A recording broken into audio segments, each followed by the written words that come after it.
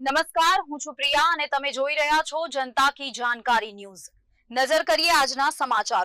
નિવૃત્ત કર્મચારીઓને લક્ષ્ય બનાવી 42 લાખની બેંક છેતરપિંડી। સુરતના સિટીલાઇટ વિસ્તારમાં નિવૃત્ત કર્મચારીઓ સાથે મોટું બેંક છેતરપિંડી કેસ સામે આવ્યો છે। ટોળકે દર મહિને 10% નફો આપવાની લાલચ આપી કુલ 42 લાખ રૂપિયાની છેતરપિંડી આચરી હતી। 10% નફો આપવાનો વાયદો આપીને છેતરપિંડી। સાયબર સેલની તપાસમાં ખુલ્યું કે આ કૌભાંડમાં પ્રતિષ્ઠિત બેંકોના મેનેજરો પણ સામેલ હતા। ઘટનાની તપાસ હેઠળ બંધન બેંકના સેલ્સ મેનેજર અને ઇન્ડસઇન્ડ બેંકના મેનેજર સહિત 3 શખ્સોની ધરપકડ કરવામાં આવી છે। આ ટોળકી નિવૃત્ત લોકોને ટાર્ગેટ કરીને ઊંચા વળતરના વાયદા દ્વારા તેમની જીવનભરની મૂડી અપહરિત કરતા હતા।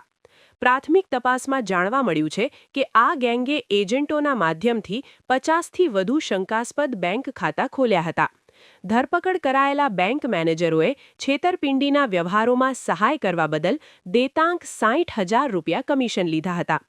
પોલીસ રિમાન્ડ હેઠળ છે અને આ કૌભાંડમાં અન્ય કેટલા બેંક કર્મચારીઓ અને એજન્ટો સામેલ છે તે જાણવા માટે સઘન તપાસ ચાલુ છે। સુરતની સાયબર સેલ આ કેસને ગંભીરતાથી જોઈ રહી છે અને આ પ્રકારની છેતરપિંડી સામે લોકોને જાગૃત રહેવાની અપીલ કરી છે। રિપોર્ટર સુનિલ ગાંજાવાલા, સુરત।